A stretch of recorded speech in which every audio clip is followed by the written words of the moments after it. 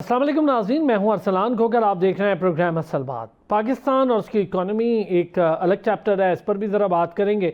बैनुल-अक़वामी ताल्लुकात बेहतर हो रहे हैं, कुछ नई जहतें खुल रही हैं, फ़ॉरेन पॉलिसी ओपन है हमारी, हम तमाम मुल्कों को साथ लेकर चल रहे हैं। लेकिन क्या हम अमेरिका के टैरिफ में बच जाने से कोई फ़ायदा उठा सकते हैं? हम कितना फ़ायदा उठा सकते हैं और किस किस शोबे में उठा सकते हैं? फिर फॉरेन इन्वेस्टमेंट का पाकिस्तान में इस वक्त क्या हाल है, क्या सूरत हाल है, इस पर भी बात करेंगे। स्टॉक मार्केट आला सतह पर है, बढ़ती जा रही है, छलांगे भी मार रही है, लेकिन क्या स्टॉक मार्केट को ही हम इंडिकेटर मान लें इकॉनमी का, या फिर इससे बाहर निकल कर और बहुत काम है। पेट्रोलियम, गैस, इन शोबों में हमने अमेरिका को दावत दी, मादनियात में, ज़राअत में हम दावत दे रहे हैं वज़ीर ख़जाना, लेकिन क्या हमारे अपने पास इतने वसाइल मौजूद हैं कि हम इस पर ख़ुद भी काम कर सकते थे? और कौन कौन से वो एरियाज़ हैं जहाँ पर काम किया जा सकता था और काम नहीं हुआ? टेक्सटाइल को हम अभी तक अपनी लार्ज स्केल मैन्युफैक्चरिंग का बड़ा एलिमेंट या कंपोनेंट मानते हैं, और एक्सपोर्ट्स की सूरत में भी हम इसी पे इन्हिसार ज़्यादा करते हैं, बाकी चीज़ें फिर बाद में आती हैं। जबकि हमारा ज़राअत पे एक टाइम पे बहुत इन्हिसार हुआ करता था, सैलाबी सूरत हाल आई, उसके बाद हमने देखा कि ज़राअत पर भी ज़रा दबाव आएगा और मज़ीद आने वाले दिनों में शायद फूड सिक्योरिटी भी एक बड़ा मसला होगा। इन चीज़ों पर भी बात करेंगे। एक्सपोर्ट, इंपोर्ट, इनके नंबर्स के फ़र्क पर भी बात करनी है बड़ी डिटेल आज मुझे। इसके फ़र्क को कैसे ख़त्म किया जा सकता है? टेक्सटाइल में हम क्या मार्जिन हासिल कर सकते हैं बैनुल-अक़वामी दुनिया से? दूसरी तरफ धागा यानी यान, वो तो बाहर से मंगवाना पड़ता है। क्यों नहीं हमने पाकिस्तान में एंटरप्रेन्योरशिप को बढ़ावा दिया या उसको सपोर्ट दी कि पाकिस्तान में ही ये धागे का मामला निमट जाता, तो हमारे लिए और भी प्रोडक्शन कॉस्ट इफ़ेक्टिव हो जाती। पेट्रोलियम मसनूआत में कुछ कमी ज़रूर होती है, बढ़ती बहुत बड़ी तादाद में, कमी बहुत कम वॉल्यूम पर होती है, लेकिन दूसरी तरफ फ़ौरन बिजली के बिल बढ़ जाते हैं। इन सारी चीज़ों पर बात करेंगे। नईम सिद्दीकी साहब माहिर मईशत हैं, उन्होंने हमें ज्वाइन किया। अब्दुल्ला खालिद साहब माहिर मईशत हैं, एहसन मेहनती साहब माहिर मईशत हैं। बहुत शुक्रिया तीनों हज़रात का। पहले ज़रा नईम साहब आपसे, इस वक्त बहुत ज़्यादा ब्लूमबर्ग की रिपोर्ट प्रोजेक्ट हो रही थी, हम उस पर बहुत खुश थे कि ब्लूमबर्ग ये कह रहा है जी कि पाकिस्तान दूसरी उभरती हुई मैशत है। दूसरी तरफ वो ये कह रहे हैं कि दिवालिया होने से बचाया है, शायद ये बड़ा इंडिकेटर उन्होंने जांचा है। लेकिन ट्रिकल डाउन इफेक्ट, आम आदमी उसकी तो जेब खाली है, उस पर तो टैक्सेस की भरमार है, डायरेक्ट हो इनडायरेक्ट हो, महंगाई का बोझ है, वो आम आदमी तक ये समरात क्यों नहीं पहुँच रहा है? जी Irfan, thank you very much. देखिए, जो जहाँ तक डिफ़ॉल्ट का तलक है, वो तो देखिए IMF पाकिस्तान को कभी भी डिफ़ॉल्ट होने नहीं देगा। ठीक, इसलिए कि IMF के भी यहाँ पे हमें उन्होंने लोन दिया हुआ है, उनके स्टेक हैं। दे वांट टू सी कि गवर्नेंस हमारी सही हो, हमारी सलाह सही हो, फिस्कल डिसिप्लिन जो है वो हमारा जो है ना गवर्नमेंट उस पर अमल करे, और ख़ास तौर पे जो हमारा ट्रेड डेफिसिट है उसको हम किसी तरह से जो है ना रिड्यूस करें। अब ये सारे फैक्टर्स हैं। अच्छा, अभी आप देखिए, इस वक्त अगर आप जनरली देखें तो सिर्फ एक इंडिकेटर जो है वो आपका ऐसा है जो आपको बताता है कि आप शायद दुनिया की नंबर 1 इकोनॉमी है, वो है आपका स्टॉक एक्सचेंज। अब उसकी तो समझ नहीं आती, ना हम उसके इतने माहिर हैं, ना उसकी डेप्थ में जा सके हैं कि कौन सी ऐसे इंडिकेटर्स हैं कि स्टॉक मार्केट आपको 170,000 को टच कर रही है। और जबकि ऐसे वक्त में आपकी जो गुल अहमद जैसी बड़ी बड़ी यानी कि $380 मिलियन के एक्सपोर्ट करने वाली कंपनी जो है वो अपने आप को बंद कर रही है या बंद कर गई हैं। इसके अलावा आपने देखा होगा कि पाकिस्तान की एक दूसरी बड़ी जो सॉक्स मैन्युफैक्चरिंग कंपनी है पाकिस्तान की, वो 35 to 40 मिलियन डॉलर की जाके इजिप्ट में इन्वेस्टमेंट कर रही हैं। उनका ख्याल ये है कि वहाँ पे हमें एक तो 10 से 12% जो है कॉस्ट में कमी आएगी, और दूसरा हमारा एक्सेस टू द कस्टमर का जो टाइम है वो भी हमारा 10 से 15 दिन कम हो जाएगा। अब ये सारे इंडिकेटर्स हैं, उसके ऊपर अगर ब्लूमबर्ग ने कहा है कि पाकिस्तान की इकॉनमी, तो वो ये ज़ाहिर है वो स्टॉक एक्सचेंज को उन्होंने देखा होगा, पाकिस्तान का इस वक्त जो IMF के साथ निगोसिएशन होगी उसको देखा होगा, और फिर इस वक्त जो ओवरऑल वर्ल्ड में एक इकोनॉमिक रिसेशन जो चल रहा है, और उसमें उन्होंने देखा होगा एक पाकिस्तान और शायद टर्की का भी उन्होंने कहा है कि ये एक जो है इमर्जिंग जो इकोनॉमीज़ हैं एट द मोमेंट। दूसरी तरफ अगर देखें तो पाकिस्तान ने कोशिश बहुत की है। अभी आपने जो SCO कॉन्फ्रेंस इस्लामाबाद में हुई थी लास्ट ईयर, और अभी जो चाइना में हुई है उसमें ज़ाहिर है पाकिस्तान ने बहुत कोशिश की है कि regional cooperation, regional development, regional trade के ऊपर काम किया जाए और इस पर काफ़ी हद तक MOUs तो हुए हैं, लेकिन MOUs तो पहले भी बहुत होते रहे हैं। अभी देखें अभी आपने UAE के साथ एक एग्रीमेंट्स किए हैं, इसके अलावा आपने टर्की के साथ एग्रीमेंट्स किए हैं। तो ये सारी चीज़ें, टर्की के साथ आपने ऑयल एक्सप्लोरेशन के ऊपर एग्रीमेंट किया, ऑयल एंड गैस के ऊपर। अब ये सारी चीज़ों को जब आप देखते हैं सिनेरियो में, तो इंटरनेशनल एजेंसीज जो है वो रेट करती हैं कि हाँ भाई फ्यूचर में ये कंट्री में ये काम होंगे। अब वो काम मेच्योर होते हैं या नहीं होते हैं वो बात की बात है। इस वक्त बहुत प्रेशर है हमारे ऊपर। देखिए IMF के साथ हमारी RSF और जो है EFF और RSF के तहत हमें जो $1.2 बिलियन की किस्त मिलनी है, जिसे टोटल हमारा 3.3 बिलियन आउट ऑफ 7 बिलियन जो है वो हमें रिसीव हो जाएगा। तो ये ऑलमोस्ट जो है हमारा अच्छा, ये मामला एग्रीमेंट हो गया है, ये सब लेवल एग्रीमेंट हो गया है। अब हमें ये बोर्ड की IMF के बोर्ड की अप्रूवल। अच्छा सर, एक चीज़ है, इससे फ़र्क क्या पड़ने वाला है IMF की इस किस्त से? इससे पहले भी किस्तें हैं, फ़र्क सर आम आदमी पे क्या पड़े? मुझे एक ब्रेक की तरफ जाना है, वापस आके सारे पार्टिसिपेंट्स को भी इन करते हैं और इस पर क्या फ़र्क पड़ेगा IMF के इस एग्रीमेंट के बाद या इस ट्रांच के बाद? इससे पहले क्या फ़र्क पड़ गया? और ये अगर पूरा हो जाता है ये सारा, जो कि लग भी रहा है IMF का ये पूरा हम मामला कर लेंगे, इसके बाद हमने ये वापस भी कर रहे हैं, चीज़ें भी देखनी हैं, कर्जा भी और भी कर्जे हैं, डोमेस्टिकली भी बहुत हैं, इंटरनेशनली भी, इन सारों के बोझ तले दबी इकोनॉमी को बेहतर कैसे कर सकते हैं? ब्रेक के बाद इस पर बात करते हैं। एक बार फिर खुश आमदीद कहेंगे। एहसन मेहनती साहब, अभी नईम साहब बड़ी डिटेल डिस्कशन कर रहे थे IMF को लेकर। सर, IMF मुआहिदा पाकिस्तान ये चलता ही रहता है, हर थोड़े दिन बाद हम देखते हैं कोई ना कोई मामला सामने आ जाता है, लेकिन IMF जो अब स्टाफ लेवल मुआहिदा हो रहा है, क्या ये पिछली सारे मामलात हमने बेहतर कर लिए हैं जिसकी वजह से हो रहा है, या फिर कोई नई शराइत के साथ, कोई नए टैक्सेस के साथ आगे बड़ी सख्तियां आने वाली हैं?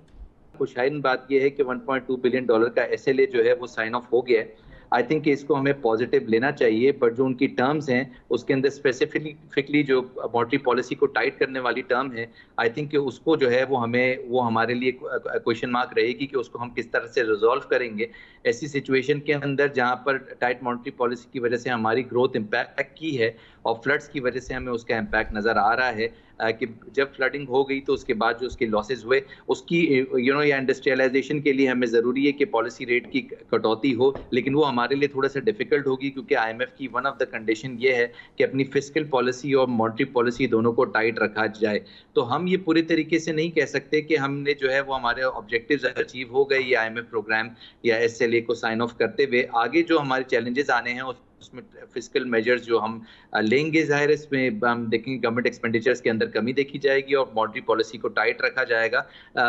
बशमूल इसके कि हमारा जो इस वक्त इंटरेस्ट रेट है वो अगर 5.6% है फॉर एग्जांपल, तो हमारे पास काफ़ी गुंजाइश है कि हम इंटरेस्ट रेट्स को कम कर दें, लेकिन वो हम नहीं कर सकेंगे क्योंकि इस वक्त हम IMF प्रोग्राम के अंदर हैं। अच्छा अब्दुल्ला साहब, ये जो हम $6 अरब सालाना के फ़र्क को ख़त्म नहीं कर पा रहे तिजारती अदाद शुमार में, इसको किस पैराए में लें? और फिर हम 370 अरब डॉलर की मैशत को सहारा भी मांग रहे हैं IMF से, वो दिया भी उन्होंने। महंगाई, करेंसी रेट में कमी, माली बहरान के बाद ज़रा इस्तेहकाम, ये चीज़ें कैसे एक साथ मुमकिन हो पाएंगी? जी बिल्कुल, आपने ठीक कहा जी। महंगाई इस वक्त जो है ना वो आवाम के लिए एक बड़ा चैलेंज बना हुआ है, बल्कि मैं तो उसे कहूँगा एक समाजी बहरान है। अब एक तरफ हम देखते हैं कि IMF जब बात करता है कि इन्फ्लेशन जो इस वक्त मौजूद है वो 6% तक बढ़ने का इम्कान है, वजूहात आपके सामने और बाकी सब आवाम के सामने है कि तवानाई की कीमतों में इजाफा, रुपए की कदर में कमी, सप्लाई चेन के मसाइल, ये सब चीज़ें उसमें शामिल है। कुछ दिन पहले मैं एक रिपोर्ट देख रहा था कि जो सोने की कीमत में जो इजाफा हो रहा है उसके साथ साथ एशियाई खुर्दनोश की कीमत का एक मुसलसल बढ़ रहा है। ये सूरत हाल सिर्फ माशी नहीं बल्कि एक समाजी सोशल क्राइसिस की शक्ल इख्तियार कर रही है। जो इस वक्त अशद ज़रूरत है वो आई बिलीव कि हमें एक ऐसी काउंसिल ही मैं कहूँगा फॉर्मुलेट करने की ज़रूरत है जो इन चीज़ों को देख सके, जहाँ पर स्ट्रेटेजिक फूड रिजर्व्स और को दोबारा जो एक सप्लाई चेन में मजबूत बनाया जाए, बल्कि इसमें प्राइवेट सेक्टर पार्टनरशिप को भी इन्हांस किया जाए ताकि ये जो आवाम को कीमतों के झटके महसूस हो रहे हैं इसको कम किया जाए। इसके साथ साथ वो जो बात अब अभी कह रहे थे कि निजी सरमायाकारी ज़रूर अच्छी है, लेकिन ये भी देखना होगा कि निजी सरमायाकारी इस वक्त जीडीपी के 10% से भी कम है। वजूहात वही हैं जी, जिसमें एनर्जी क्राइसिस सबसे ऊपर है, then policy inconsistency, regulatory hurdles. ताहम हालिया पेशरफ जो कि गवर्नमेंट भी पेश कर रही है और जो हमें IMF के मुख्तलिफ डॉक्यूमेंट से नज़र आ रहा है, वो एक बड़े एक मुस्बत है। लेकिन आज की जो सूरत हाल है, अगर हम देखें कि वज़ीर ख़जाना साहब ने जो मुलाकात उनकी PIA और हवाई अड्डों की निजकारी के हवाले से ब्रीफिंग जो उन्होंने दी है, तो उसमें ये चीज़ बाकायदा नज़र आ रही है कि हुकूमत स्टेट ओन्ड इंटरप्राइजेस और फॉरेन पार्टनरशिप में बहुत संजीदा है। ये हकीकत है कि कैपिटल फ्लो कॉन्फिडेंस बहुत ज़रूरी है और उसी की वजह से जो है वो सरमाया आता है। लेकिन निजकारी के अमल में जो चीज़ इस वक्त बहुत एक कंपोनेंट मिसिंग है, उसको लाने की ज़रूरत है, वो है कॉम्पिटिटिव बिडिंग को जो है वो रिस्पॉन्सिव बनाएं, ट्रांसपेरेंसी एग्जिस्ट करे और इन्वेस्टर्स को गारंटी यकीनी बनाई जाए। SIFC ज़रूर बहुत अच्छा काम कर रही है, लेकिन इसके साथ साथ मेरे नज़दीक ये कि वफाक और सूबों के दरमियान एक वन विंडो क्लियरेंस क्या एक प्लेटफॉर्म भी मौजूद होना चाहिए। सर मैं ज़रा अगर पहले नईम साहब के पास जाने से पहले एहसन मेहनती साहब, ये जो इस वक्त हम देख रहे हैं सिचुएशन, जिसमें हम ये भी कह रहे हैं कि एक रिपोर्ट है, ग्लोबल रिपोर्ट है जो ये बता रही है कि पाकिस्तान की मईशत बेहतर हो रही है, दूसरे नंबर पे उभरती हुई है, दूसरी तरफ हम देख रहे हैं कि दबाव का शिकार है। ये दो चीज़ें एक दोनों के मतलब आपस में मुमासलत नहीं रखती हैं, क्यों ऐसा है? और फिर वो जो रिपोर्ट है वो क्या कह रही है और ओरिजिनली फैक्ट्स क्या हैं? देखिए, फैक्चुअली आपको ये एक अप्रिशिएट करना पड़ेगा कि ये जो हमें टीम मिली है, इकोनॉमिक टीम जिसको हम ये कहते हैं, कि जो फाइनेंस मिनिस्टर साहब चले गए और उन्होंने विदाउट मेजर रिजॉल्व जो है हमारी SLA साइन कर दिया। 1.2 बिलियन डॉलर जो है अब होपफुली हमें मिलेंगे, जिससे रुपी स्टेबिलिटी हमें मिल गई। हमारे फॉरेन रिलेशंस ऐसे हैं कि कल हमारी मीटिंग हुई इजिप्ट के अंदर और उसके अंदर हमने इतना अप्रिशिएट किया US प्रेसिडेंट को कि हमें कोई हमारे नहीं टैक्स कलेक्शन शॉर्टफॉल था, उसके बावजूद हमारे ये SLA साइन हो गया। हमारे सर्कुलर डेट रिजॉल्व नहीं हुआ था, वो 4 ट्रिलियन का है सर्कुलर डेट एक्चुअली, उसके बावजूद हमारा ये IMF प्रोग्राम जो है हमें फैक्चुअली जो है हमारे लिए अप्रूव हो गया। अगर आप ट्रेड डेफिसिट देखें, 9.4 बिलियन डॉलर हमने ये रिकॉर्ड ट्रेड डेफिसिट है और ये हम कम कर ही नहीं पा रहे। लाइक फॉर एग्जांपल ये क्वार्टर हमारा इतना खराब ट्रेड डेफिसिट आया, इसके बावजूद IMF ने हमें ये पैसे दे दिए और ये हमारे लिए इतने ज़्यादा इंपॉर्टेंट थे कि आगे जाके हम जो पेंडा बॉन्ड्स लॉन्च करेंगे 1 बिलियन डॉलर उसको हम उससे रिसीव करेंगे। यानी कि हमारी डेट पोजीशन इतनी खराब है, लेकिन हमारी टीम इतनी अच्छी है कि ऐसी सिचुएशन के अंदर जाके हम इतने कम डिफेंस बजट के साथ इंडिया को हमने रिजॉल्व कर दिया। फॉर एग्जांपल एक सिग्निफिकेंट फाइट में, और अब हमने अफगानिस्तान को भी रिजॉल्व कर दिया इतने कम फेडरल डिफेंस बजट के साथ। तो ओवरऑल आप देखें तो हमारी डिफेंस टीम बहुत स्ट्रांग है, हमारे फॉरेन रिलेशन बहुत ज़्यादा स्ट्रांग है, हमारी इकोनॉमिक टीम जो है वो इतनी ज़्यादा स्ट्रांग है कि वो डील कर पाती है, इतने उसके पास एक्सपर्ट, और उससे पे ट्रस्ट भी किया जा रहा है। यानी कि अगर हम ये हिस्ट्री देखें तो हमने बहुत सारी ऐसी IMF की बातें थी जो हमने एग्री करके भी उन पे नहीं अपने आप को जो है वो उनको इन लाइन नहीं किया, लेकिन उसके बावजूद IMF को अब इतना ट्रस्ट हम पर है कि हमारे जो उनकी ट्रांच है वो रिलीज हो जाती है, हमारी फेवर में हो जाती है। हमारे फॉरेन रिलेशन इतने अच्छे हो गए कि बार बार हमें US बुलाया जाता है और हमसे तकरीरें कराई जाती हैं। और डेफिनेटली ये कोई ऐसी हमारी इतनी अच्छी इकोनॉमिक टीम बनी हुई है कि हमारे जो इकोनॉमिक चैलेंजेस हैं, जिसके अंदर हमारे एक्सपोर्ट शॉर्टफॉल हो रहा है, फ्लडिंग है, सारे लॉसेज हैं, सारे प्रॉब्लम्स हैं जो कि हम डिस्कस करते हैं, इलेक्ट्रिसिटी प्राइसेस जो देखें हम कि टेक्सटाइल मिल्स बंद हो रहे हैं, उसके बावजूद जो है हमसे दुनिया जो है वो खुश है। CPEC 2 की बातें हो रही हैं, China is happy, China helped us in winning the war. तो आई थिंक कि जो हमारे फॉरेन रिलेशंस हैं वो इससे बेहतर कभी भी नहीं थे, हमारी इकोनॉमिक टीम इससे बेहतर कभी भी नहीं थी, और इसी तरीके से हमारी जो डिफेंस टीम है वो इससे बेहतर नहीं थी। तो आई थिंक ये बहुत ज़्यादा पॉजिटिव हमारे लिए साबित हुए हैं, बनिस्बत इसके कि हमारे सिटीजन्स आर टू अनहैप्पी कि टैक्सेशन निज़ाम काफ़ी ज़्यादा उनके लिए डिफिकल्ट हो गया है। अगर आप बड़े इन्वेस्टर से बात करें तो टैक्स उसके ऊपर 70% तक चला गया है। अगर वो एक इन्वेस्टर है तो डिविडेंड पे टैक्स है, इधर टैक्स है, उधर टैक्स है, लेकिन उसके बावजूद कैपिटल मार्केट जो है अपने हायर हाइस को टच कर रही है। उसकी वजह यह है कि आने वाले वक्त काफ़ी ज़्यादा मुस्बत नज़र आ रहे हैं। अगर आप IMF की ग्रोथ प्रोजेक्शन देखें, वो 3.6% पर IMF प्रोजेक्ट कर रहा है, और आपको भी पता है कि फ्लड की लॉसेस की वजह से ये ग्रोथ नहीं आनी चाहिए थी। ठीक हो गया नईम साहब, मैं ज़रा इस पर आपसे ये जो सारी चीज़ें ठीक है, कुछ बेहतरी भी है, टीम भी बेहतर काम कर रही है, लेकिन उसके बावजूद हम देख रहे हैं ये जो दो रिपोर्ट्स का मैं बार बार जिक्र कर रहा हूँ, क्या इसमें कोई मुमासलत है? हम अपनी सेकंड कैसे बेहतर हो रहे हैं मैशत, फिर दूसरी तरफ हम देखते हैं फैक्चुअली तो दबाव का भी शिकार, माँ सिवाय स्टॉक एक्सचेंज के बहुत सारे ऐसे शोबे हैं जिसमें बहुत ज़्यादा दबाव, ख़ास तौर पे भी आपने खुद भी जिक्र किया बहुत सारी कंपनीज जो हैं शट डाउन पर हैं। देखिए सर, जैसे ये अभी $5 बिलियन का डिफरेंस आ रहा है, अब ये बड़ी एक मज़ाक़ खेज़ बात लगती है कि आप ये PSW जो हमारा है वन विंडो, और दूसरा हमारा प्रॉल है, तीसरा हमारा स्टेट बैंक ऑफ पाकिस्तान है। अब प्रॉल के मुताबिक $48.9 बिलियन की इंपोर्ट हुई है, PSW के मुताबिक 54.2 की हुई है, स्टेट बैंक के मुताबिक 52.8 की हुई है। अब ये क्या मामला है? ये इतने डिफरेंट फिगर्स बड़े बड़े इंस्टीट्यूशन हैं और उनके दरमियान में डाटा टैली नहीं हो रहा, और ये अगर बैकवर्ड पिछले 5-6 साल में जाएंगे तो काफ़ी हेफ्टी अमाउंट इकट्ठी हो जाती है। अब यहाँ पे उन्होंने कंसर्न शो किया IMF ने। उसके अलावा उन्होंने कहा है कि ये जो आपका फ्लड से जो भी नुकसान हुआ है, ये सूबों को जो आप पैसे देते हैं, सूबों को चाहिए कि वो इसमें इन्वेस्ट करें और ये अपने लॉसेज जो है वो पूरे करें। तीसरा जो सबसे ख़तरनाक बात जो IMF ने एक दफ़ा कही है वो है टाइट मॉनेटरी पॉलिसी। और मेरा ख्याल है कि अगर मैं गलत नहीं हूँ तो मैं नहीं समझता कि फ्यूचर में हम ये 11% नीचे जो मार्कअप रेट ले जाएंगे। और जिस तरीके से हमारा इन्फ्लेशन अब बढ़ रहा है, 11 to 12% इस वक्त जो है जनरली इन्फ्लेशन लग रहा है, लेकिन जब 500 रुपये किलो के टमाटर आपको मार्केट में मिलेंगे तो उसके बाद आप मैं महंगाई पर आपसे करूंगा सर, इस पे तो अगला पूरा सेशन हम महंगाई पे रखेंगे। ये जो है जो 12-13-14% इन्फ्लेशन रेट, और उसके बाद जो है टाइट मॉनिटरिंग पॉलिसी, तो मेरा ख्याल है कि हम फ्यूचर में देख रहे हैं कि शायद दोबारा हमें इंपोर्ट को, ट्रेड डेफिसिट को कंट्रोल करने के लिए शायद हमें पॉलिसी रेट को बढ़ाना ना पड़े, डिस्काउंट रेट फिर बढ़ाना पड़े। हाँ, शायद आप ये देखेंगे कि अगले 2-3 क्वार्टर तो मैं नहीं देख रहा कि हमारा पॉलिसी रेट में कोई तब्दीली आएगी। हाँ, अब इसको बढ़ाने की तरफ सोचा जा सकता है, क्योंकि देखिए जैसे ही आपने थोड़ी सी इंपोर्ट बढ़ाई, आपका $9 बिलियन के करीब जो है ना इस वक्त ट्रेड डेफिसिट हो गया है, और ये आगे हम इसको अफोर्ड ही नहीं कर सकते। और इस वक्त जब हम जो पैसा हम ले रहे हैं, देखिए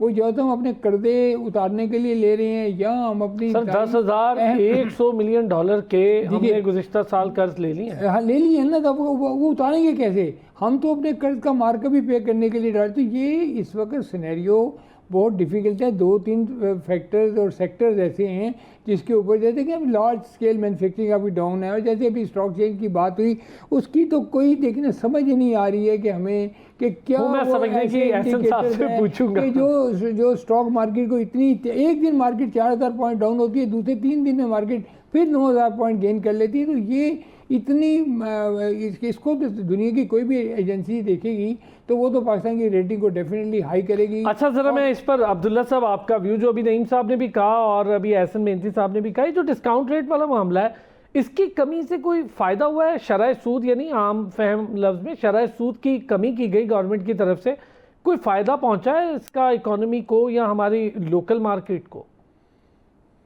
बिल्कुल जी, मैं थोड़ा सा हम इसको मुख्तलिफ अंदाज से यूं देखते हैं। अगर मैं आज जब सुबह डॉन का अखबार पढ़ा तो उसमें देख रहे थे, जो रिपोर्ट ये कह रही है कि तजारती खसारा जो है वो 33% बढ़ गया, जिससे $9.4 अरब हो चुका है, और जो सालाना बुनियाद पर $36 अरब तक जा सकता है। ट्रेड लेकिन इसके डेफिसिट। साथ साथ जी बिल्कुल जी, एक चीज और जो इम्पोर्टेंट है वो इस वक्त ये देखने की, पाकिस्तान का जो इस वक्त पब्लिक डेट है वो अब GDP के 80% से ज्यादा हो चुका है, और वफाकी महसूलात का तकरीबन आधा हिस्सा जो है वो डेट सर्विसिंग में चला जाता है। इसके बरक्स जब हम देखते हैं कि IMF के मुताबिक फिस्कल एफर्ट सस्टेनेबिलिटी जो है ना वो हुकूमत इस वक्त कायम करने की कोशिश कर रही है और कर भी रही है, लेकिन मेरे नज़दीक ये कि जब तक आप टैक्स रिफॉर्म्स और सब्सिडी रैशनलाइजेशन नहीं लेके आते, ये बोझ कभी कम नहीं हो सकता। सब्सिडी की आप बात कर लें, लेकिन ये तब हो सकता है जब आप इसमें एक लेजिस्लेटिव रिफॉर्म लेके आए। लेजिस्लेटिव रिफॉर्म तब आ सकती है जब आप फिस्कल रिस्पॉन्सिबिलिटी एक्ट की तरमीम करें, और जिससे फिर ये होगा कि आपका एक्सपेंडिचर कंट्रोल, आपकी डेट सीलिंग आ जाएगी, और पार्लियामेंट्री ओवरसाइट शामिल जब होगी तो उससे तरक्याती अखराजात और खासकर जो आपकी डोमेस्टिक रिसोर्सेज हैं उनसे उनको जोड़ा जा सकता है, खासकर जो कर्ज है उसके हवाले से।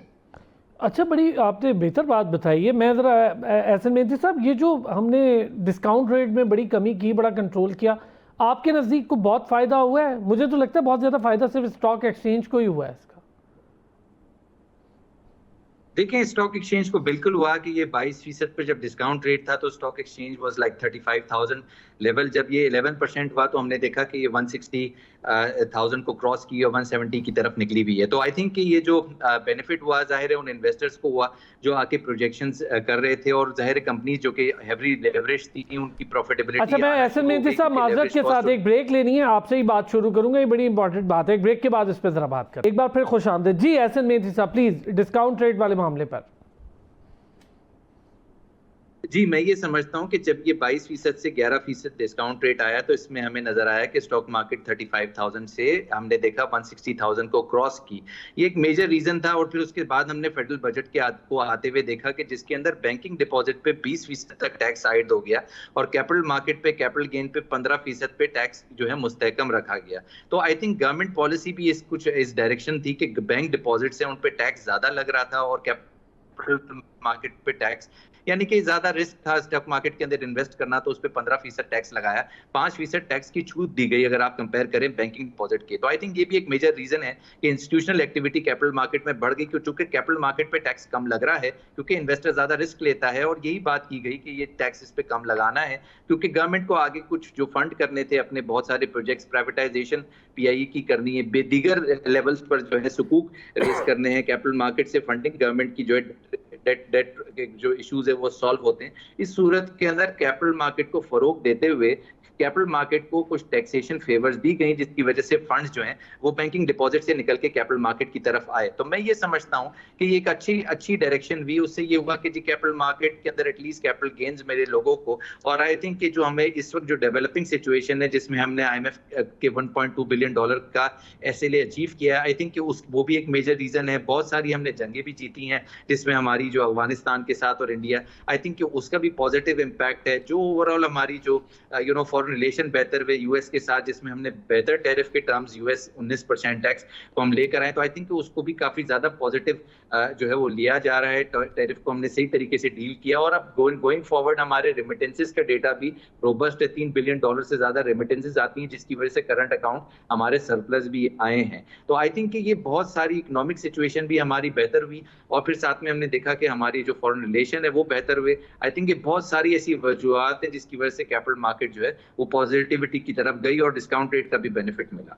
नहीं साहब, ये जो डिस्काउंट रेट बेनिफिट्स हम देख रहे हैं जिसका भी जिक्र बड़ा डिटेल दोनों हजरात ने किया, मैं अगर थोड़ा सा आम आदमी के पहलू से बात करूँ, आम आदमी का ये ख्याल था कि उसके पास कुछ पैसे आते हैं, वो अपनी फिक्स डिपॉजिट्स करवाता है तो उसके पैसों से जो उनका प्रॉफिट आ जाता है वो उसकी कुछ अर्निंग से अपना घर चलाते हैं। लेकिन उनके लिए चीज़ें रोज़ बरोज़ तब्दील होती। क्या जो लोन्स कैबॉर की सूरत में लिए जाते हैं, बड़े बड़े लोन्स और इंडस्ट्रीज लेती हैं, उसके ऊपर भी इसका असर पड़ रहा है? कोई फ़र्क पड़ रहा है? कोई बेहतरी आ रही है? कोई कम हुए लोन्स के शरह सूद? लोन्स जो है वो प्राइवेट सेक्टर को बैंकों ने देने ही बंद कर दिए थे। बड़े लंबे अरसे से शिकायत थी। इसलिए कि गवर्नमेंट जो है वो सबसे बड़ी बोरोर थी और गवर्नमेंट ने तकरीबन 8,000 बिलियन से ज़्यादा का लोन जो है ना बैंकों से लिया हुआ है। तो बैंकों को जब एक अच्छा कस्टमर मिल जाए, बेशक उसका मार्कअप कम हो, तो वो प्राइवेट सेक्टर पे, वो ख़ासतौर पे SME सेक्टर में तो बिल्कुल किसी का लोन जो है ना बैंकों ने बंद किया हुआ था। और अभी भी बैंक से जब जाते हैं, नेगोशिएट करते हैं लोन लेने के लिए, तो बहुत डिफ़िकल्ट है क्योंकि आपका जो ईज़ ऑफ डूइंग बिजनेस इतने डिफ़िकल्ट हो चुके हैं, आपके टैक्सेशन के मसाइल इतने मुश्किल हो चुके हैं। आप जिन कंपनियों ने रोज़गार देना है वो किन्होंने देना है? देखिए, प्राइवेट सेक्टर सबसे बड़ा जो एम्प्लॉयर होता है वो सबसे ज़्यादा रोज़गार रेज करता है। और जब आपका LSM जो है वो इस तरह परफॉर्म नहीं कर रहा और आप देख रहे हैं कि ऑन द रिकॉर्ड है कि उसमें कमी हो रही है, उसकी ग्रोथ में कमी हो रही है, तो वो उसके जो सपोर्ट सेक्शन है वो तो सारे का सारा आपका SME सेक्टर है। और अगर वो परफॉर्म नहीं करेगा तो SME सेक्टर ऑटोमेटिकली जो है ना डिक्लाइन में जाएगा। फिर SME सेक्टर में और लार्ज स्केल मैन्युफैक्चरिंग के अंदर जो एनर्जी कोई हमारी नहीं है सर, हम टेक्सटाइल में कपड़ा बनाते हैं, धागा बाहर से मंगाते हैं। एनर्जी के रेट्स में बहुत फ़र्क है और उनकी फैसिलिटेशन में बड़ा फ़र्क है। इसके बावजूद जो है वो ग्रोथ नहीं हो रही। तो हमें तो कंसर्न ये देखना है कि अगर स्टॉक मार्केट बढ़ रही है तो उसके ऑन द अदर साइड हमें देखना पड़ेगा क्या मार्कअप बहुत कम हो गए हैं, क्या इलेक्ट्रिसिटी के रेट कम हो गए हैं, क्या इंडस्ट्री चलना शुरू हो गई है, क्या मुल्क में एक्सपोर्ट सरप्लस हो गया है, क्या हम पूरी दुनिया को एक्सपोर्ट कर रहे हैं और हम 60-70 बिलियन डॉलर को टच कर रहे हैं। तो फिर हम कहते हैं कि चलो यार इस वक्त अब अगर स्टॉक मार्केट में भी देखें तो सर्विसेज सेक्टर जो है ना वो आपको ज़्यादा परफॉर्म करता नज़र आता है as compare to the manufacturing sector. तो जनरली जब आप जब किसी भी मुल्क की इकोनॉमी को आप आईटी को ले लें, आईटी बेहतर परफॉर्म कर रहा है, बाकी सेक्टर्स जो प्रोडक्शन सेक्टर्स हैं उन पे दबाव तो क्यों अब सबसे देखिए, अब जैसे फॉर एग्जाम्पल मैंने आपको गुल अहमद की एक मिसाल दी, अब इंटरलूप की हम बात सुन रहे हैं, तो PNG की आप बात देखें, इन लोगों के पास 30-30 हज़ार डायरेक्ट एम्प्लॉयमेंट है और इनडायरेक्ट एम्प्लॉयमेंट का तो आप हिसाब लगा लें कितनी होगी। और इसी तरह आपका SME सेक्टर है, छोटी सनतें हैं। और दूसरा आप जब जाते हैं मार्केट में, इन लोगों से देखते हैं तो हर बंदा एक ही शिकायत कर रहा है, यार मेरा business cost of doing business बहुत बढ़ गया है, एनर्जी की कॉस्ट बहुत बढ़ गई है, टैक्सेशन बहुत बढ़ गई है, जो एम्प्लॉयज़ नहीं मिलते, जो कॉस्ट उनकी महंगी हो गई है, गवर्नमेंट से कोई फैसिलिटेशन नहीं। तो ये सारे का सारा देखिए इंटरलिंक करना पड़ेगा। अब हमें अच्छा, जो हमें मफरूज़ों से बाहर निकलना पड़ेगा। हमें अब ये देखना पड़ेगा कि हमें क्या हम 42 बिलियन जो बाहर से रिमिटेंस आ रही है उसको देखना चाहते हैं, क्या हम रोशन अकाउंट में पैसे देखना चाहते हैं, कि क्या हम मुल्क के अंदर जो आपने बात की आम आदमी की उसका स्टैंडर्ड ऑफ लिविंग को इंक्रीज करना चाहते हैं, उसकी ज़िंदगी को बेहतर करना चाहते हैं, उसकी बेसिक पे को इंक्रीज करना चाहते हैं। और जब और दूसरा आप देखें, आप कंजम्पशन बेस्ड इकोनॉमी है, आप जितने लोग कमाते हैं उससे दुगना बेचारे उधार ले लेके खर्च कर देते हैं, किराया नहीं दे सकते और लोन्स की। अच्छा, ये जो एक चीज़ बड़ी इंपॉर्टेंट है अब्दुल्ला साहब, जिस पे बहुत कम बात होती है, इकोनॉमी के प्रोग्राम्स हो किसी वक्त भी बड़े कम बात होती है, वो है पाकिस्तान में रेंटेड हाउसेस या रेंटेड शॉप्स पर कुछ 65 से 68% लोग हैं और जो अपने रेंटल हाउसेस में रहते हैं या फिर उनकी रेंट्स के कारोबार हैं, शॉप्स हैं। ये जो रेंट के हाउसेस हैं ये हर साल बढ़ जाते हैं लेकिन उनकी कमाई नहीं बढ़ती। इसके हवाले से कोई कानून साजी हमारे यहाँ को मजबूत सिस्टम कुछ भी नहीं है। हमारे यहाँ कुछ ऐसा भी सिस्टम नहीं है मॉर्गेजेस वाला जो यूके में या बाकी ममालिक में कि कोई अपना घर ही ले ले मॉर्गेज करवा। वो इतना मुश्किल और इतना ट्रिकी सिस्टम है, इतने डॉक्यूमेंटेशन है, हर किसी के पास उसकी सैलरी स्लिप नहीं होती, कुछ लोगों के पास बड़े मामला। ये चीज़ें कब सहल, इस पे हम कब सोचेंगे? हम तो बहुत बड़े बड़े मामला पे सोचते हैं। नहीं, बिल्कुल आपने ठीक फरमाया जी। रियल एस्टेट इकोनॉमी बड़ी एक पेचीदा एक मसला बना हुआ है। हुकूमत भी इसके मुतल्लिक सोचती है, इवन तो थिंक टैंक्स और बाकी जो हमारे दोस्त अहबाब जो इकोनॉमी पे काम कर रहे हैं वो बिल्कुल इस चीज़ को देख रहे होते हैं। लेकिन जो इम्पोर्टेंट फैक्टर इस वक्त देखने का है वो ये है कि हमने अभी तक कोई एक पर्टिकुलर असेसमेंट इस हवाले से नहीं की। वी डोंट अंडरस्टैंड कि इस वक्त वर्ल्ड बैंक और बाकी इदारे जो हैं वो इस चीज़ के ऊपर काम कर रहे हैं, जहाँ पर वो लैंड रिफॉर्म्स के हवाले से देख रहे हैं, असेस करना चाह रहे हैं कि क्या मामला इस वक्त हैं। लेकिन इस पे आपकी बात बिल्कुल बजा की एक डिटेल्ड असेसमेंट होनी चाहिए जिससे हम इस चीज़ को देख सकें कि इस वक्त रियल एस्टेट इकोनॉमी कहाँ स्टैंड करती है in terms of rented properties, in terms of rented shops. और ये चूँकि आई बिलीव इसमें सबसे बड़ा जो हर्डल है वो बाकी मेरे दोस्तों ने भी और बुजुर्गों ने भी हाईलाइट किया कि जो इस वक्त रेगुलेटरी हर्डल है वो इस चीज़ को इम्पैक्ट करती है कि लोग बहुत सारी चीज़ें अपनी रिफ्लेक्ट नहीं कर रहे होते, टैक्स कंप्लायंस के हवाले से लोग भाग रहे होते हैं। तो ये बहुत सारी चीज़ें हैं जो करने की ज़रूरत है। और एक इस पे आई बिलीव के एक बड़ा इंपॉर्टेंट टाइम है कि इसमें हम रियल इस्टेट की assessment in terms of indexing भी करें कि कहाँ कहाँ पर रियल इस्टेट कितना रेवेन्यू जनरेट कर रही है और वो किस तरह इस वक्त इनफ्लोज का हमें नज़र आ रहा है। और इसमें आई बिलीव के प्राइवेट सेक्टर बड़ा इंपॉर्टेंट रोल अदा कर सकेगा। कुछ कहना चाह रहे नहीं साहब, ये रेंटल मामला रियल सेक्टर जो है ना एक पिछले 30-35 साल से अगर आप देखें, क्योंकि काफ़ी उससे ज़्यादा 50 साल से देखें तो सबसे लुक्रेटिव सेक्टर इसलिए भी है कि हमारा जितना फॉरेन हमारा डायस्पोरा है वो जो भी पैसे उनकी ज़्यादातर 80% इन्वेस्टमेंट उनकी पाकिस्तान में जो होती है वो इसे रियल एस्टेट में उनकी इन्वेस्टमेंट होती है, या अपने घर में जो माहाना अखराजात होते हैं बच्चों को वो लोग भेजते हैं। तो इसलिए वो, लेकिन रियल एस्टेट सेक्टर भी देखें एक सेगमेंट ऑफ इकोनॉमी है, उसके बगैर भी आप नहीं चल सकते। लेकिन जो पर्टिकुलरली जो कमर्शियल सेक्टर है, जो बिजनेस सेक्टर है, मैन्युफैक्चरिंग सेक्टर है, ट्रेडिंग सेक्टर है, जिससे एम्प्लॉयमेंट जनरेट होती है, उसके लिए देखिए एम्प्लॉयमेंट तो जैसे ये जो है आपका रियल एस्टेट सेक्टर या बिल्डर जो सेक्शन है, उसमें भी बहुत सारी इंडस्ट्री एक अलग बिल्कुल डिफरेंट बात है। लेकिन उसको आप मैन्युफैक्चरिंग से या ट्रेडिंग से रिलेट नहीं कर सकते।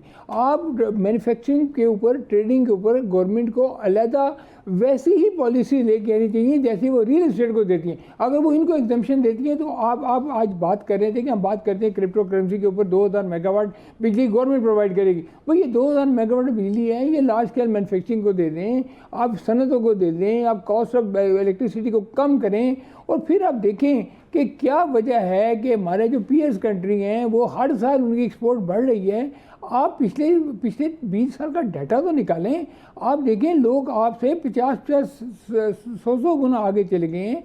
आप वहीं के वहीं बैठे हुए हैं। छोटे छोटे मुल्क जो है वो 500 बिलियन की एक्सपोर्ट करें।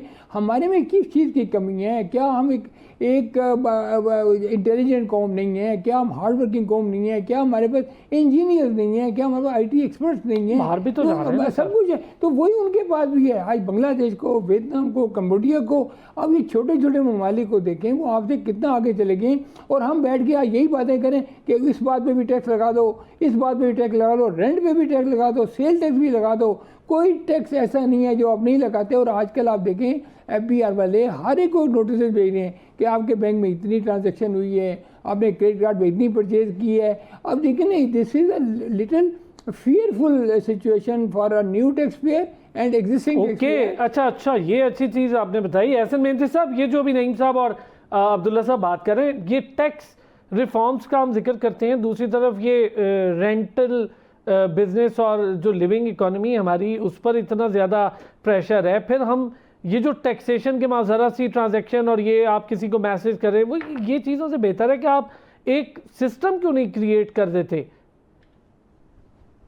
देखिए, सारी दुनिया में ये सिस्टम मौजूद है। अब हम मिडल ईस्ट के अंदर भी देखते हैं कि 5% तक जो है वो टैक्स आयद हो गया है।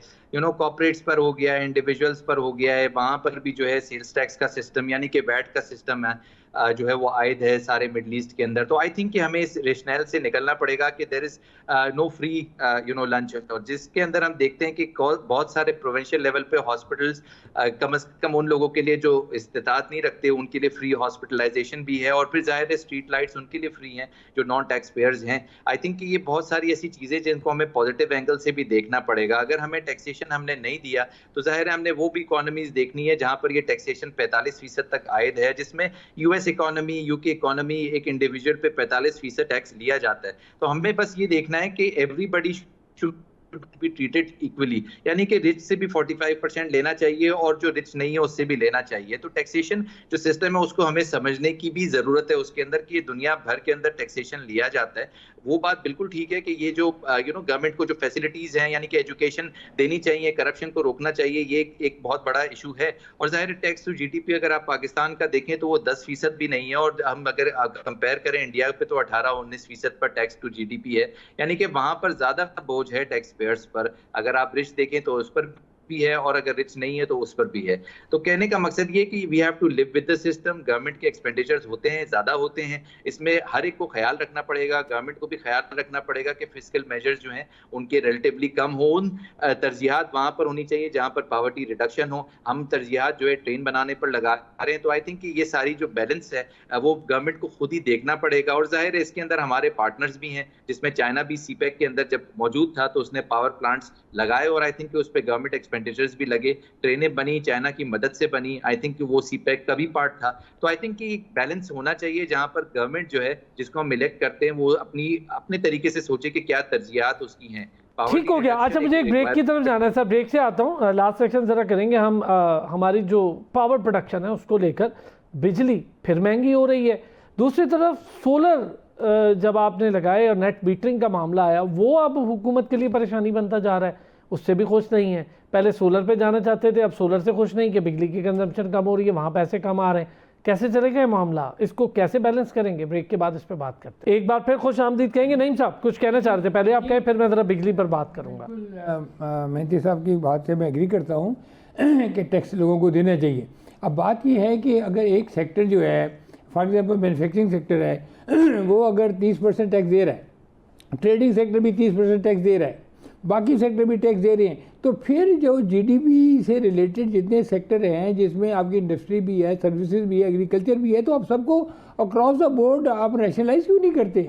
गवर्नमेंट ऐसी पॉलिसीज क्यों नहीं लेके आती कि वो लोग जिनको आपने कहा हुआ है कि जी आप नॉन फाइलर हैं तो आप 5 गुना ज़्यादा टैक्स दे दें, 3 गुना ज़्यादा टैक्स दे दें, क्यों ऐसा होता है? देखिए इंग्लैंड की बात करते हैं, अमेरिका की बात करते हैं, तो वहाँ के आपके बिजली के बिलों पे या टेलीफोन के बिलों पे कोई और इस किस्म की टैक्सेशन नहीं होती है, और फिर जो आपके इनकम पे टैक्स लगता है वो बड़ा रैशनलाइज होता है, और साल की एंड पे आप देखें कितना कितना रिबेट में आपको वापस मिल जाता है।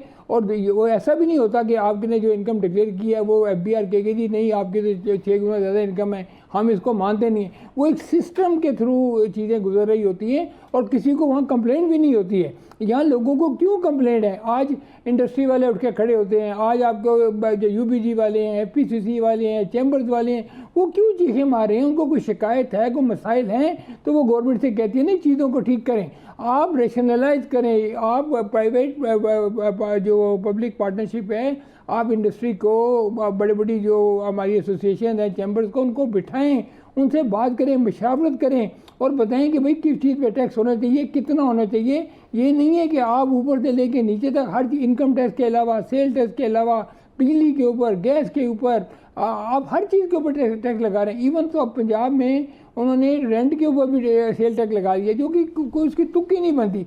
तो सर बात यह है कि हम सब जो है इस मुल्क में रहते हैं, और आप सैलरी के तबके को देख लें, सबसे ज़्यादा पिसा हुआ तबका तो वो है, अभी फिर तो सबसे ज़्यादा टैक्स लगा। मैं तो उसको मिलता क्या है? मैं तो इस बात पे आने वाले साल में मुझे नहीं लगता कि गवर्नमेंट कैसे अपना बजट पेश करेगी। अब कौन सा ऐसा एरिया रह गया है या कौन से ऐसे लोग रह गए जिस पे आप टैक्स लगाने की बात करते हैं? आगे लोग पिसे हुए हैं, तो खुदा के लिए आप कोई ऐसा रैशनलाइज सिस्टम लेके आएँ, आप इस तरह का सिस्टम लेके आएँ कि टैक्स टू टैक्सेबल, जिसमें जितना टैक्स बनता है उससे उतना टैक्स लें।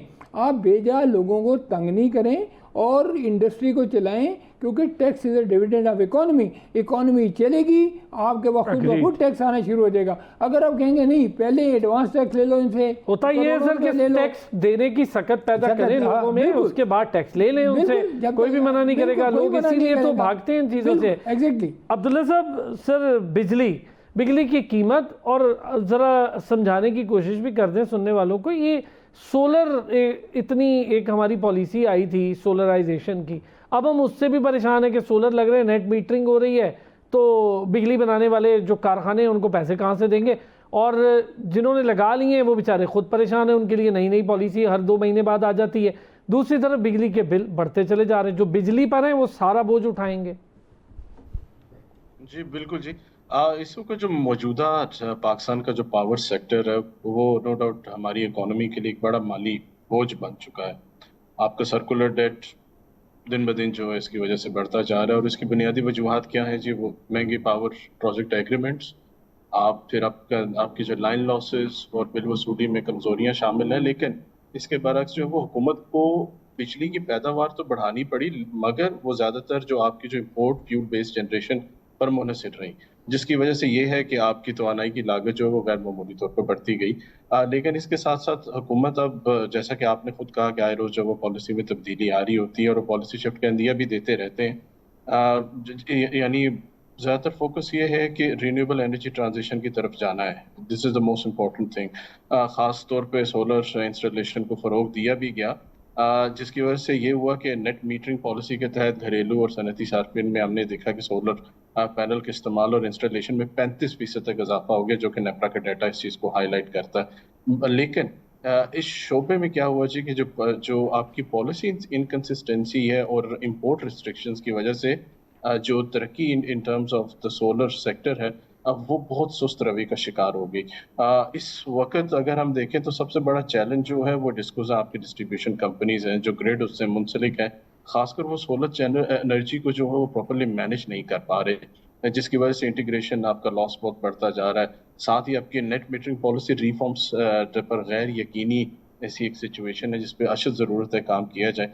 और जो एक आम इंसान है, एक लेमैन पर्सन है, उसके लिए बहुत ज़्यादा मसाइल पैदा होते जा रहे हैं। तो इस वक्त आई बिलीव जो सबसे बड़ी ज़रूरत है वो एक लोकल सोलर मैन्युफैक्चरिंग इंडस्ट्री के वजूद की ज़रूरत है, जो जिसकी वजह से फिर आपका जो इम्पोर्ट बर्डन है वो भी कम होना शुरू हो जाएगा। बात वहाँ पर ही पीछे, अगर आप जब सर्कुलर डेट मैनेजमेंट प्लान की हम बात करते हैं तो उसके लिए फिर वही बात है कि हमें एनर्जी एफिशिएंट रिफॉर्म्स की तरफ जाना होगा, जिससे फिर आपके कर्जों का बोझ सिर्फ माली नहीं बल्कि एक सिस्टमेटिक सोल्यूशन की तरफ हमें लेकर जाए। वेरी तो वेल इन सेड। शॉर्ट कि पाकिस्तान का जो तवानाई पॉलिसी को अब जो महंगी पैदावार से निकल कर मेरा ख्याल है इस वक्त मुकामी काबिले तजदीद और कम लागत निज़ाम की तरफ जाना होगा। और ये इम्पोर्टेंट है, इसमें बहुत सारे हर्डल्स हैं, लेकिन I believe government is doing a lot on this side, और विल सी कि इसमें काफ़ी हद तक चेंज भी आ रही होगी, और वी बिलीव कि इस वजह से आपका जो मुआशी इस्तेकाम है वो ज़्यादा पायदार होगा। नहीं कर ऐसा मेहनती सकते। साहब, सर दो चीज़ें, बिजली के बिल तो बढ़ रहे हैं, सोलर पॉलिसी हमारी वाजे नहीं है, और तीसरा बड़ा अजीब सा एक मैटर हमारा जो चल निकला है वो टैक्सेस की भरमार है बिजली के बिलों पर। अब सर्दियां आती हैं, बिजली की कंजम्पशन कम होती है तो बिल पूरे करके तो वो मामला वहीं ले आया जाता है। कैसे इस चीज़ को रैशनलाइज करें? देखिए, जो इस वक्त हम आईएमएफ प्रोग्राम के अंदर हैं, वहाँ पर हम बिजली की कीमत को कम करने की जो हमने कोशिश की, इवन पंजाब प्रोविंस जिसको सबसे ज़्यादा फ्लड इफेक्टेड प्रोविंस था, वहाँ पे कुछ ऐलानात भी हुए कि कुछ लोगों को जो फ्लड से इम्पैक्टेड थे उनको फ्री बिजली दी जाने की तवक्कुआत थी। आई थिंक उसको भी आईएमएफ ने रद्द किया। तो मैं ये समझता हूँ कि जितनी भी इनके जो टैरिफ पॉलिसीज हैं या जो कोई भी मराते हैं, आई थिंक कि जो सारी की सारी चीज़ें जो है उस पर सिग्निफिकेंट मॉनिटरिंग है, और मॉनिटरिंग आईएमएफ जो हमारा लेंडर है वो जाहिर है हमें $1.2 बिलियन अब दे रहा है, तो उसकी तरजीहात जो है उसकी तरफ हमें फोकस देना पड़ेगा। वो हमें नहीं देना चाहता सब्सिडी किसी भी तरीके से जो है उसके यूज़र को, चाहे उसको दुनिया की किसी भी तरीके के नेशनल डिजास्टर्स का इम्पैक्ट आए। हमारी बिजली की कीमत कम नहीं हो पाती किसी भी सूरत पे, क्योंकि जाहिर है इस पे आईएमएफ जो है, जो कि हमारा लेंडर है, जो कि हमें डॉलर्स लेंड करता है और हमारी इकोनॉमी का सेवियर है, आई थिंक कि उसकी चूंकि हमें इजाज़त नहीं मिलती, तो बनिस्बत इसके कि जाहिर है इसमें वोटर्स भी जो हैं इन्वॉल्व होते हैं, और जाहिर है गवर्नमेंट जो है इसमें बनती हैं और आती हैं और जाती हैं कि हम जितनी मराहतें दे सकें कॉमन सिटीजन को जो कि अफोर्ड नहीं कर सकता, हम उसको भी मराहत नहीं दे पाते। तो मैं ये समझता हूँ कि इसको हमें डायरेक्शनली आईएमएफ की तरफ लेकर जाना चाहिए कि जो हमें इस वक्त सर्वाइव करा रहा है वो जाहिर है हमारा इंपोर्ट एक्सपोर्ट का गैप है। अगर आईएमएफ नहीं हो तो हम उसको सर्वाइव, उसमें हमारा इकोनॉमिक सर्वाइवल नहीं है। तो आई थिंक कि वहाँ पे हमारा लेंडर हमें परमिट नहीं करता, जिसकी वजह से हमें मराहतें नहीं दी जाती। किसी भी सूरत में इसके अंदर जो है वो कमी की जो है वो हमें ठीक है। इजाजत नहीं मिलती। और बहुत हमने जो मैं सर्कुलर आपकी बात से एग्री हूँ सर, लेकिन ये जो 200 यूनिट और 201 यूनिट वाला मामला है ना, इससे हम सर वक्त की कमी थी। आज नईम साहब बहुत शुक्रिया, नईम सिद्दीकी साहब, अब्दुल्ला खालिद साहब, एहसन मेहनती साहब, थैंक यू सो मच। अगले हफ्ते पीर के रोज़ फिर होती है आपसे मुलाकात, अपना ख्याल रखिए।